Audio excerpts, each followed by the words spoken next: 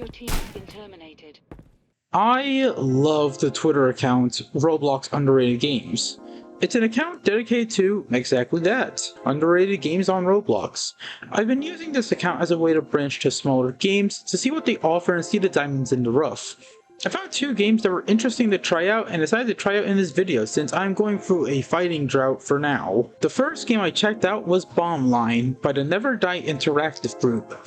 I never heard of this group until I did a bit more digging and realized these were the same people who worked on the Undead Nation Glory Kill testing game, which I vividly remember playing once and actually enjoying it as it was a very cool tech demo.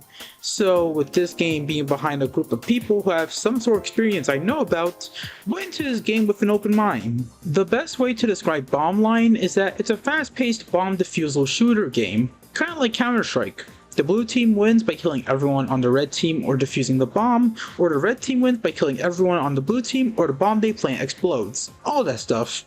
The difference here is that all your weapons are randomized every round, and you have to adapt to said weapons.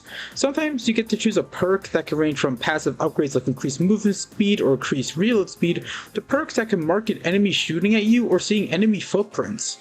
Just like most other shooters, you can scope in, crouch, sprint, slide, you name it. So the controls are incredibly simple, making the game pretty entry friendly. As for the gameplay itself, it's pretty fun. I wasn't able to get too much footage since this was at night, and since it's a small game, not many people are going to be on. However, I found myself having lots of fun with the variety of weapons, from pistols to rifles to even RPGs and riot shields. My only gripe is that sometimes the scopes for weapons usually have weird visual bugs, but for a game in its pre-alpha stage, that's the least of our worries. And that's really it, honestly. There's nothing much to be said about this game, but there really doesn't need to be. It's simple at its core, and it's a fun gameplay loop due to the different scenarios you can get caught in. I recommend trying it out if you're into shooters, since it's a short and replayable experience. We have defused the bomb.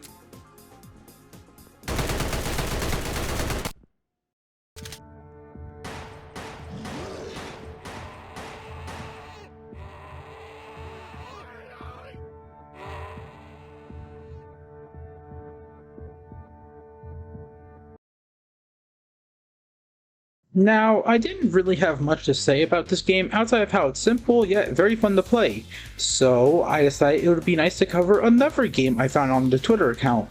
This game is called Horde Don't Disappear. Yes, that is the title of the game, and I am confused, but let's continue. This is made by a group called Red Trail that seemingly has this as their first project, which is pretty cool to see, even though I'm pretty sure English isn't their primary language. This is a top-down zombie shooter game that apparently has a single-player campaign mode.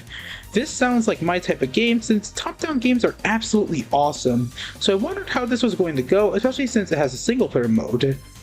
Now, a bit of a spoiler, but the story isn't really coherent at all.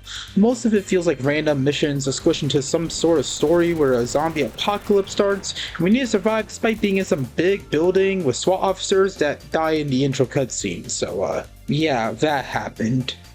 Then we spawn into the first level where we learn controls. The controls are pretty simple. Left mouse for shooting, R to reload, E to grab weapons, ammo, do some sort of action, hotkeys for weapons, and the second level teaches you how to drop weapons to pick up others, which is very essential for this game. It's standard shooter game control schemes, so if you're used to this type of stuff, it's very easy to get used to. There's no real fancy movement in this game, you just move around and shoot zombies when you see them, then go onto this green circle to go to the next level. The levels aren't too long, usually just you exploring the level and killing zombies while also doing a tiny bit of exploration here and there, like on level 2 with this flashlight segment that's kind of annoying. Some stages flat out barely have any gameplay, like level 3 having some rooms and then an onslaught of zombies, and that's the entire level. Nothing much. Some levels are straight up levels where you simply kill zombies. Level 4 and 6 require you to simply destroy zombies, and that's about it, honestly. And level 4 also shows friendly AI that can help you, so that's cool at least. Level 5 even has a boss that, while simple, does show the potential this game can bring when it comes to unique objectives. There's also a variety of weapons you can get as well. The pistol and Uzi have infinite ammo, and while the pistol is pretty consistent, the Uzi is absolutely horrible. It does almost no damage, the spread is everywhere, and it takes like a full clip to kill something. The shotgun is the first primary weapon you could get, and it's exactly what it is.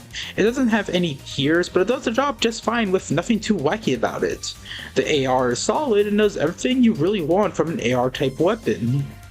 The other weapons, however, are absolutely broken. The grenade launcher has the most ungodly splash of all time, the reload is fast as hell, and it just one-shots every zombie and does huge boss damage. There's also the dual Kalash, which is not only loud as hell, but just eviscerates crowds of zombies in seconds.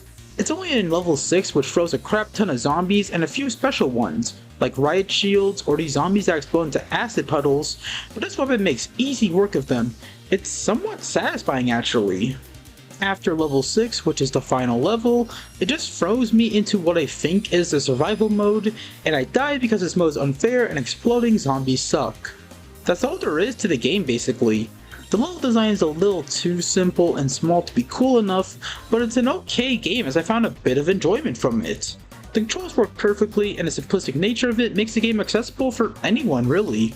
Yeah, there are lots of bits of broken English here and there, plus the game feels more like a tech demo, but overall, I can recommend this game as well if you want a quick zombie killing experience in top-down fashion. And that's all I got for today. I've been wanting to cover other games for a while, just like my old videos on this channel, and I've been hanging on to this idea for a while until now. Yeah, I got college to worry about, but I will try to be somewhat productive in this dry state I'm in, and hopefully gain motivation to play games on here. So yeah, thanks for watching if you did, and I hope y'all have a good day. Peace.